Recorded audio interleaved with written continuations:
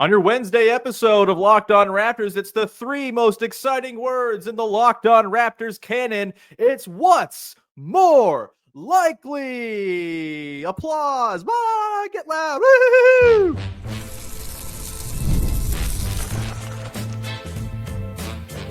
You are Locked On Raptors, your daily Toronto Raptors podcast, part of the Locked On Podcast Network. Your team every day.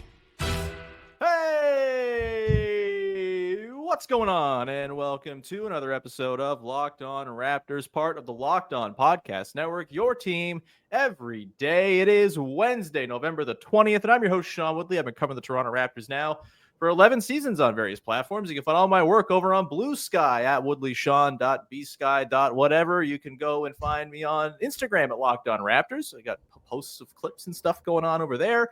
You can also join us in the Locked On Raptors Discord server. Link in the description of the podcast. Free to join. Come join our listener community over there. And of course, the Locked On Raptors daily free newsletter. The link also in the description. You can go subscribe there. I'll have some words today on Jakob Poeltl and why the Raptors should not be trading him. More on that coming up in a second as well. Again, free to join and subscribe. You get those right to your inbox every single day. You get Katie Heindl, who's on today's show. Very exciting. You get Josh Lloyd fantasy tips. You got Michael Shearer once a week with basketball poetry. It's a great investment, and that takes no money or time to go and do it. So thanks in advance for subscribing and supporting the newsletter. Today's show is brought to you by Prize Picks. Download the Prize Picks app today and use the code LOCKEDONNBA to get $50 instantly when you play your first $5. You don't even need to win to receive that $50 bonus. It's guaranteed. Prize Picks, run your game. And we will get rolling here on your Wednesday edition of the show, joined, as I mentioned before, by Katie Heindl, the national editor of the Locked On NBA newsletters, and of course from Basketball Feelings and all over the place. Katie, how the hell are you? I'm doing good, Sean. I'm doing good. That's excellent to hear. I'm glad you're here. We're going to play What's More Likely. Of course, a game that we often lean on during off days throughout the season, where the conceit's pretty simple. I come up with two perhaps unlikely scenarios, and we have to determine which of those two extremes is the most likely to come to pass for your Toronto Raptors. We've got three of them on tap for today. We're going to talk about the Raptors' place within the Eastern Conference and how they stack up with a couple contenders. We're going to talk about who's going to start the most games down the stretch between a couple of high-performing wings on this team. But let's begin. I mentioned Jakob Poeltl in my pitch to the newsletter. Let's start there, Katie. The first what's more likely I have on tap for today, I'm just getting out in front of it. I don't think we should be talking about trade stuff right now, but hey, we live in the transaction industrial complex. Everything is viewed through the lens of what's this guy's trade value. And so when a guy like Jakob Poeltl is on a heater like he's on, where he's averaging like 30 and 15 over his last 3 games, this is going to become a topic of conversation. So let's just get it out of the way. That's what today's newsletter is about too. It's essentially the definitive take on whether they should trade Jakob Poeltl or not. I'll get to what I think, but the question here is, Katie, what's more likely? Jakob Poeltl gets traded before this year's trade deadline, or is a Toronto Raptor until he's 34 years old? He's, of course, 29 right now. He has 2 years on his deal left after this one. One of those is a player option. They can extend him this summer, I believe. So, you know, all the options are on the table here, Katie. What you got? What's more likely? A trade by the deadline or a long-term marriage between franchise and Yak? For how much I hate this game. Not hate it, but I'm like it goes against something. It defies your sensibilities, which is why it's fun when you're on. True. I don't think they're going to trade him. So I suppose I will take the option where he's with the Raptors until he retires. No, I don't, but he might not retire at 34. Yeah, I don't think they're going to trade him. I think this fits into things that you and I have talked about before of the silver lining to this part of their season. You know, like you're getting to see skills out of guys that you wouldn't normally see because they wouldn't be asked to be doing those things. Jakob Poeltl would not be asked to be scoring 30 points a night on any given night, though he really looks like he's having a good time doing it. But then also sometimes he looks so tired and like kind of mad. Just like he's getting scratch marks. Yeah, like there's scratch marks on him from one end of the floor, and then he's got to go down to the other floor and like keep the team afloat, basically. But it's been very cool to see. So, but I don't think like as attractive as a scoring big is across the league, as enticing as I'm sure that would be, what would it leave the team with? And who would it leave the team with? Maybe you just get back another like traditional quote big. Whereas then you would lose this like nice benefit that we've learned. We've like overturned a beautiful stone and see that analogy doesn't make sense. I just roll with it. I like where you were going with it. Finish the thought. Well, I was thinking like you crack a stone open and then you see a beautiful thing. If you overturn a stone, you might just find like a lizard. So, and that's not what Jakob Poeltl is. So, but we've just seen another side to this guy, out of hard times, you know. And I think it's a great bonus, but it is not enough to be despo and predicate a trade on. And also changing this team that you've just now sort of got intact. Yeah. And still haven't had it fully intact, right? Yeah, exactly. Yeah. Intact in this sense is like you're on the direction that you say you want to be on. You're still going to look to build potentially through the draft and the off season and maybe free agency, but you're not going to be the one to like start those dominoes. I am with you, Katie. I think it's more likely he ends up getting an extension at some point whenever it's possible to extend him legally within the very fun CBA we have than it is that he gets traded within the very fun CBA we have. Like, I just think you're going to have to find a combination of a team with the need for a guy like Jakob Poeltl, the financial wiggle room to actually make it happen, and like the contracts to match and all the sort of boring stuff that goes into trades now. And you'll have to find a team that can send you someone who is a ready-made replacement for Jakob Poeltl. If you are someone who thinks this team, which I think most people do, needs to be hitting the go button next season when Scotty Barnes is on his max, when it's going to be year 2.5 of having Barrett and quickly on the team, like I think the general consensus is next year is go time. You cannot hit go time with Jakob Poeltl or an equal or better player not in that position. Like you cannot go into next season with a first or second year big man who's more speculative than seasoned and think you're going to go and be a real serious team next season. It's just, he very clearly is the straw that stirs this drink, and you have to find a similar straw if you're going to go and make that deal. But you're not finding that from a contender who's trading for Jakob Poeltl. The whole idea of a team needing Jakob Poeltl is that they don't have a Jakob Poeltl, so they need to go get one. So you're not getting one in return.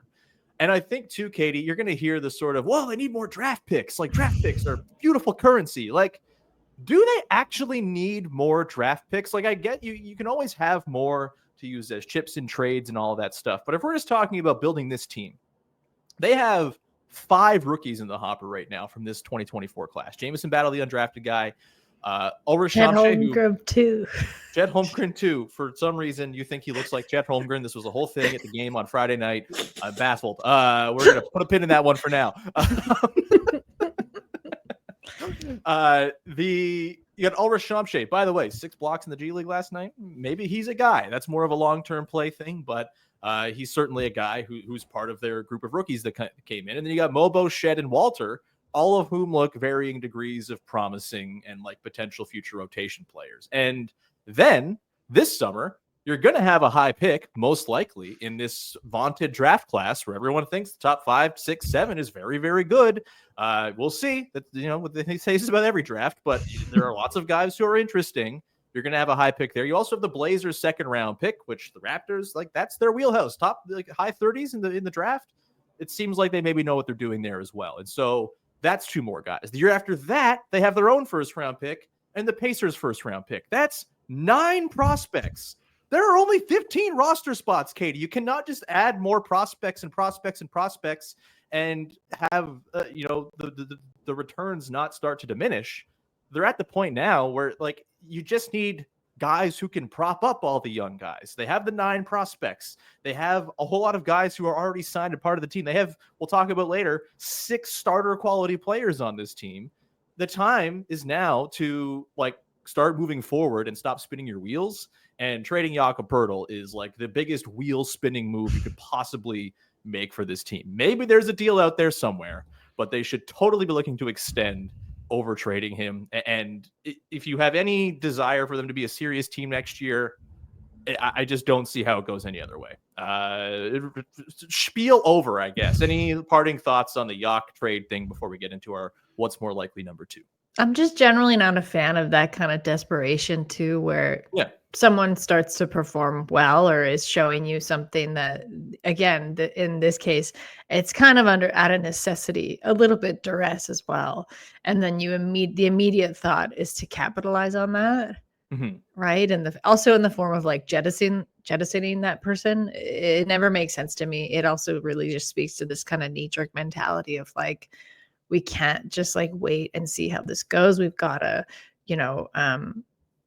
convert any usable asset, just like all these things I hate so much. Right. It's like you can have and keep nice things. Yeah. 100%. And look, this summer, if you get into the summer and you try to offer him an extension and you're worried he's maybe going to turn down his option in his last season and next year is effectively his expiring year, then maybe revisit things. But I think you do that well after you say, hey, Yak, here's 3 more years at $22 to $25 million.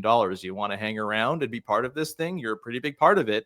And considering the free agency sort of scene around the league and, how expensive teams are getting just to keep together the guys who people have in house, like I think you can reasonably convince Jakob Poeltl to stick around into his 30s as well. So I'm pretty clearly on the side of they will not trade him. Maybe this is just bias of what I would do if I were in the front office, but I think also just it makes too much sense to hang on to Jakob Poeltl. And I know the tank brigade will be all mad about that, but look, they're 3-12. They can be bad with Jakob Poeltl too. It's fine.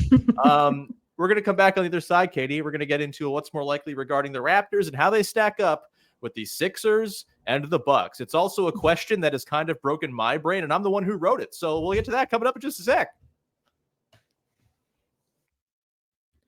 Today's show is brought to you by our friends over at FanDuel, the #1 sportsbook in North America. And right now you can tackle the NFL action with FanDuel. New customers can bet $5 and get $150 in bonus bets if you win. The FanDuel Sportsbook app gives you everything you need to place live bets on the NFL all in one place. So when you get a hunch in the middle of a game, you can check out the latest stats, view live play-by-play, and so much more on the same page where you place your bets. Hey, maybe you're watching the Bills game and I don't know who plays for the Bills. Is it Josh Allen still? If maybe Josh Allen's having himself a game and you think they're definitely going to score a touchdown on this drive, you can go over to FanDuel and bet on them to actually score a touchdown on the drive. Isn't that fun?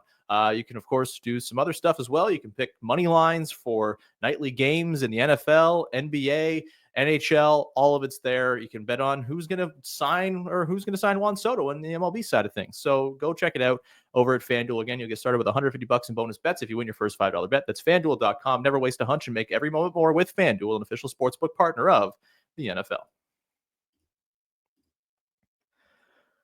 Back at it here with Katie Heindl of Basketball Feelings and the Locked On family of NBA newsletters. Your stuff has been fantastic in there, Katie. You wrote yesterday about the Sixers, very timely. And speaking of the Sixers, they feature in today's second What's More Likely. I told you before the break, this question I kind of broke my brain with. I think it makes sense, but it's very possible that this segment falls flat because it doesn't make any sense at all. Question number 2.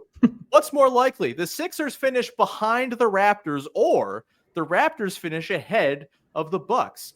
I think I should have just said this Bucks finish behind the Raptors, but whatever. It's felt more, they had like a little bit more flair to the question the way I wrote it here. Essentially, we're assuming the Raptors finish ahead of only one of these teams. I guess it's possible they finish ahead of both.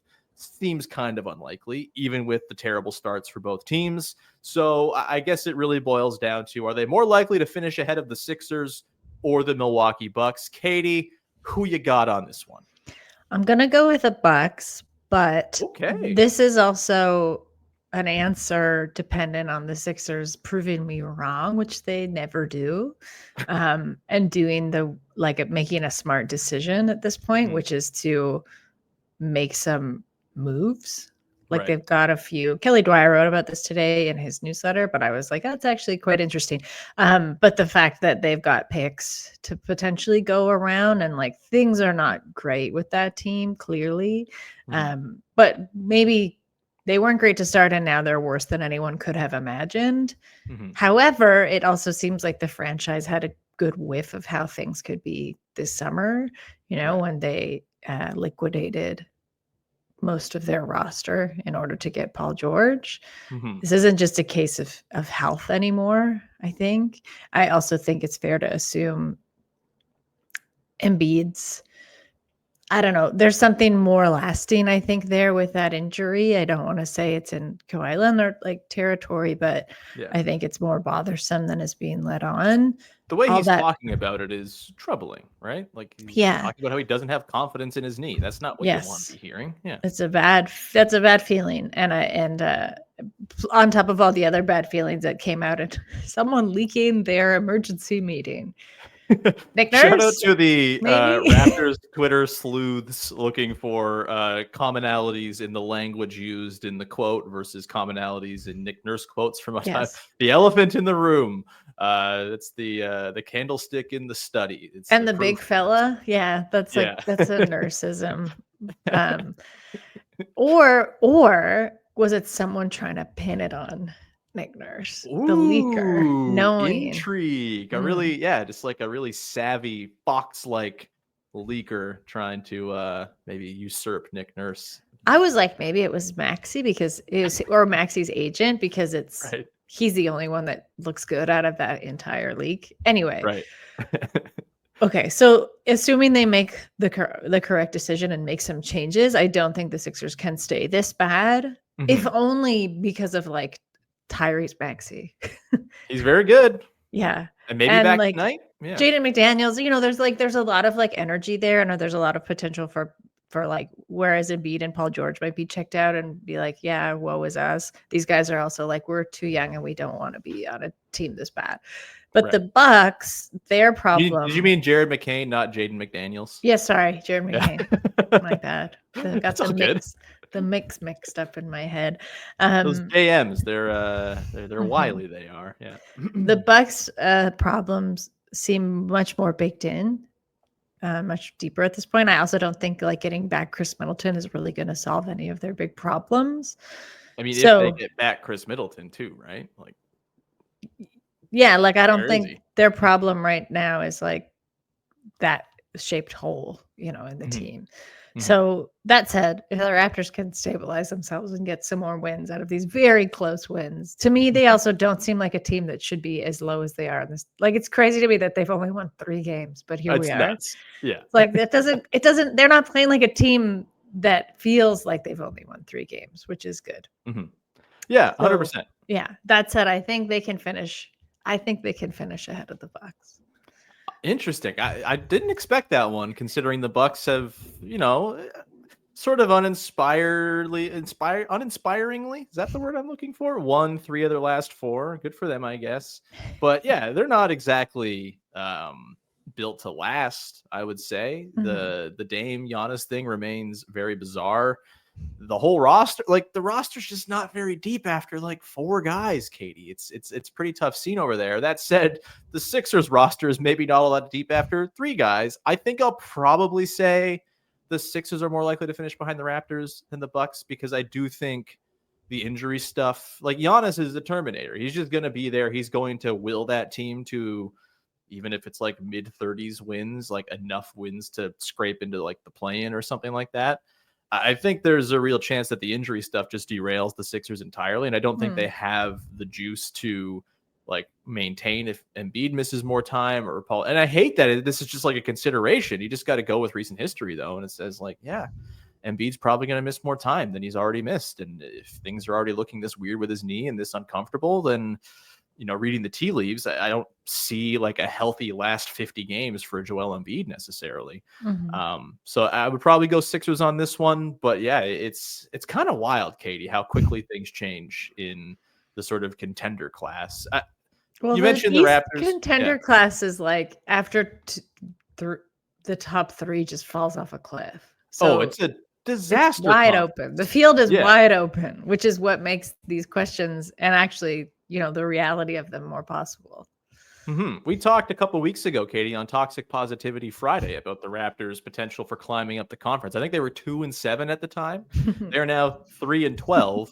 And yet, Katie, it still doesn't feel that far-fetched that they could climb into like the play-in, considering, like you said, they're not playing like a 3-win team. They are going to get some guys back, one would think, eventually, knock on wood. And I know there's the sort of incentive to pull the shoot and be bad, but also I think the incentive to actually see what this team is made of and can actually do when given some run together is going to result in some wins in the middle of the season, even if they pull the shoot by the end. I guess compared to when we spoke at 2-7, how much do you believe in the power of the Raptors taking advantage of a miserable Eastern Conference and making a surprise ascent, maybe not into the top 6, because that feels far-fetched, even though I think they're only 4 games out right now of the 6th seed, which is bonkers. Let me pull it up and confirm. Yeah, they are 4 games out of 6th and 3 games out of 8th. So still some ground to make up, but it's not like the teams in front of them are terribly inspiring. I could see, this is the thing. I think the conference itself is stabilizing a little. I would say there's been like an interesting injection of energy from the in-season tournament, which has been cool to see. But given that how they're playing actually makes me more confident in the team. Yeah. I think, as you said, hovering around 6 maybe feels more realistic than getting any higher than that, because again, I think the conference is sorting itself out. But yeah, actually, like the more games I've seen them almost lose, the better I feel about them, right. Their chances, to start to figure some things out. Like that game against the Celtics, which as I was texting you last night, I was like, that's cool, they won. And then I'm like, they didn't win. I had to go back and check, but it very much felt like it was on the way there, right? So you could taste it, and then travels happened and all that stuff. Yes. Good times. There's some we flubs. Love last 2-minute reports. You got to figure out the flubs, and you got to slow yourself down and kind of stabilize things in the fourth quarter. But other than that, like all these things seem very doable. So I feel more confident in the Raptors' ability to take advantage of a conference that may sort some things out, but its contenders are still a shambles. So.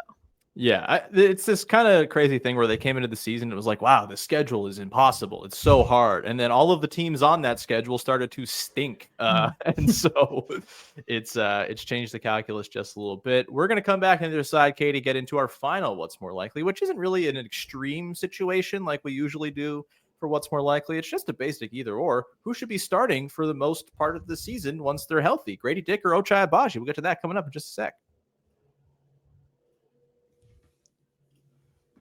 Today's show is brought to you by our friends over at Prize Picks, the way to play daily fantasy sports. It's as it should be. It's not you against some expert in a basement with an unbeatable lineup. It's just you against the projections that Prize Picks has laid out, and you're just picking more or less. It's that simple. All you got to do is pick up to 2 players, or as little as 2 players. You can do more than that as well, but you have a shot up to win 100 times your cash when you do that. Run your game all season long on Prize Picks. You can win up to 100 times your money on Prize Picks with as little as 4 correct picks. And Prize Picks is the best way to get in on action in sports over 30 states, including California, Florida, Georgia, and Texas. Prize Picks puts their members first, so all withdrawals are fast, safe, and secure. When your picks hit, you get your money back in as quick as 15 minutes. And look, the NBA season, there's games every single night. There's all sorts of action you can go and check out.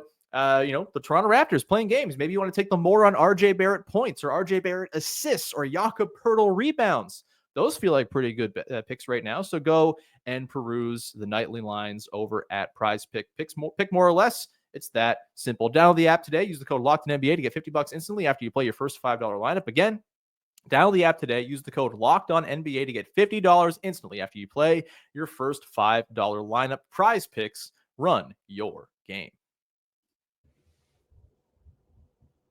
Closing it out on a What's More Likely Wednesday here with Katie Heindl, a good sport for taking part in this exercise that really just runs against everything you believe. Thank you very much, Katie, thrilled to have you along. Let's get to the final what's more likely scenario for today.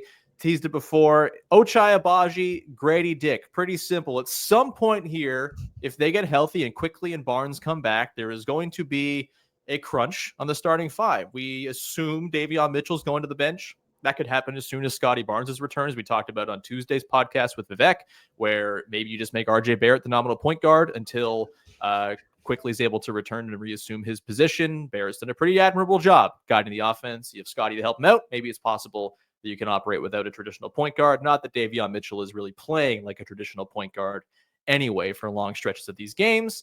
And so that is going to leave the question, once Quickly's back, who is the odd man out when it comes to the starting five? I think we all assumed coming into the year that Gradey Dick would be the fifth starter, because I think we all assumed that Ochai Agbaji would be fighting for his NBA life more than establishing himself as a starter caliber player, which he's done so far. He's been incredible, one of the stories of the season. There's an argument that Ochai's defense really valuable, especially if he's going to hit the threes that he's been hitting. It's nice to have in that starting five. There's also the dynamism of Gradey Dick and his above the break shooting and his cutting and all of the stuff that he does to grease the wheels of the Raptors offense. So Katie, I ask you, once this team is healthy, who starts more games? What's more likely? Gradey Dick starts more games than Ochai for the rest of the season once they're healthy, or Ochai starts more games than Gradey Dick? This is tough because the real answer is, but you don't have to pick, and Darko's just going to flip through them in the rotation. This is the beautiful thing. I know we get look, I have starter is brain. It beautiful? Everyone has starter brain. Yeah. It's not beautiful. I will say basketball. Katie. You know what? I'm just going to go sicko brain, recency bias. This is how people think and talk about basketball. So why not me? Grady has Let's stoop down to the lowest common denominator. Let's go. Grady has looked bad recently, and I can't even do this. Hot take Heindl. Let's go. He's missed a few steps. I feel like he's at a little bit of a regression of putting things together, which sure. Again, should I add the caveats I normally would? Like that's normal. No. Just okay. Hot take Heindl, no caveats at all. Just takes. Yeah. He's regressing. We don't know if we can trust him in the lineup anymore. He can't shoot. He's no one's scared of him defensively. Ochai's bigger. He's stronger. He has 1 year more of real NBA team experience that he should be starting the game. This is so painful. Hearing the soul leaving your body as you deliver this is, I'm sorry I've made this happen, but I'm so happy Hot Take Heindl is here. The nickname is going to stick. Sorry, at whatevs. It's Hot Take Heindl now. That was rough. And here I'm going to do my part as a podcaster and disagree and tell you why you're wrong, Katie. You're wrong. It's unbelievable. It's disgusting, frankly. I think Gradey Dick's going to start the majority of the games. He's been really good. Yes, there's been some slight regression of late. I think that's mostly because the other starters who would make his life a little bit easier are not there. And defenses are freaking the hell out every time he touches the ball or is sort of near the vicinity of the ball above the arc. And rightfully so. He's very dangerous. He's very dynamic. That quick trigger is pretty awesome. I think once you get Quickly and Barnes back, there's going to be enough to sort of support him. He is going to, in turn, amplify the guys he's playing with because everyone's scared of him all the time, make it easier, a little more space, a little more time to operate for Scotty and Quickly and all of that. I think you just kind of stick with the plan that was the plan before. And Katie, I've even got some numbers to drop on you to prove why you're wrong. Ochai has been good, but the offense is a smidge worse when he's on the floor, about 2.2 points worse per 100 possessions when Ochai's on the floor. And the defense even 2 points worse when he is on the floor as well. I think that's a lot of noise, right? He's playing with a lot of bench lineups that aren't exactly cooking, things like that. But Gradey Dick, he's just had like an immense positive impact on the team when he's been on the floor. They are 12.4 points per 100 possessions better overall when he's out there. The math on that, I think there's 7.7 points better when he's out there. on offense and 4.7 points better when he is out there on defense. Even the defensive metrics with Gradey Dick, don't look at the individual stops that he's not getting, but the overall team impact, it's there. I think you don't overthink this one. And to your point earlier, Katie, before you went all hot take Heindl on us and scorched the freaking earth, the notion that this is not really a problem. This is one of them good problems. If it is a problem, they have 6 guys who you can credibly say, hey, that guy should start. This will work itself out with matchups, with closing lineups being different, and different guys getting looks based on who's playing well and all of that. But yeah, the offense is still the thing this team's going to live on, and I think Gradey Dick gives them the best chance of doing that. So I will say Gradey Dick starts more than Ochai. And you're wrong for thinking otherwise, and you should never have a microphone again, or whatever we're supposed to say, Stephen A. style. Do you have a retort? Debate me, Katie. No. But only if I really felt that way. I wouldn't need numbers to argue with you. I'd be like, damn, I just see it. Mic drop moment. Eye test. Eye test only. Katie Heindl, ball knower. It's inarguable. Katie, that feels like a good place to leave this one before we sell our souls even further. Glad we found a new character that you can lean in. Hot take Heindl. Let's make this a recurring bit, shall we? Okay. Last segment. Every time you're on the show, you just gotta put yourself out of your comfort zone. It works well for this exercise, this game. Maybe it will help me. Maybe it will help me a little bit. Imagine just like a slow de-evolution into Katie being a hot take artist. What a world we would be in. I mean, there's always that, like, that's always the off ramp when we do this, right? Is like, people love the hot takes. You can always become a take artist and veer away from our level-headed coverage we try to offer. You saw how viscerally it made me uncomfortable. I don't think you literally looked like you were melting as you did. It's not a danger for me. Yeah. All right, Katie, we're going to leave it there. That feels like a great spot to put this one to bed. We will be back tomorrow with Trill Bro Dude from Ball. We're going to talk about the Raptors and Sixers and their various states of existence and who you'd rather be for the next 5 years. Trill Bro Dude, not exactly enjoying the Sixers, as I don't think anyone who enjoys the Sixers is enjoying them this year at all. So you have that to look forward to tomorrow.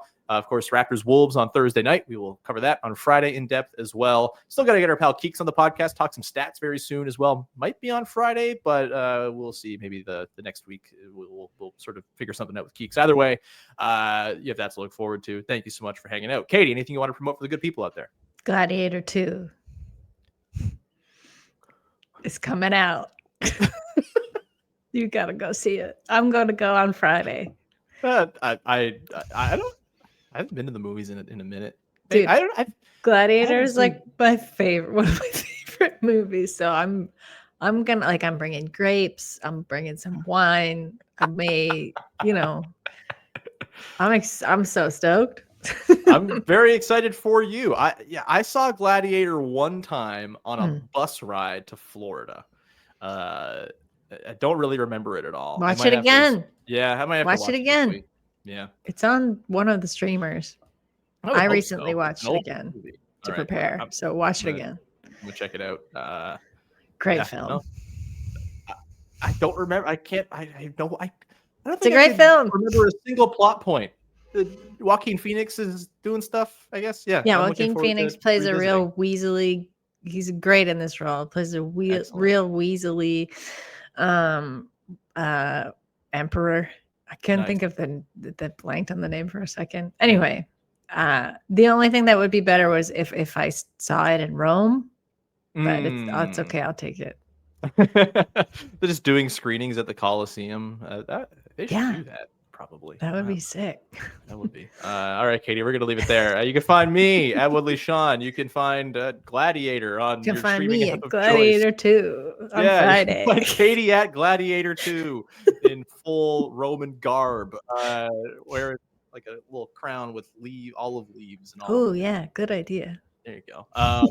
And of course, you can find the Locked On newsletters. Subscribe to them. They are good. They are fun. They are daily. They are free. And you get original writing from me 5 days a week. Jakob Poeltl thoughts coming up later. I wrote about RJ Barrett yesterday. and the sort of hybrid model of RJ Barrett we might be able to see here very soon. With that, though, we'll leave it there. Thank you so much for hanging out. Talk to you Thursday. Have a good one. Bye-bye. You might have to go to Secaucus on that one.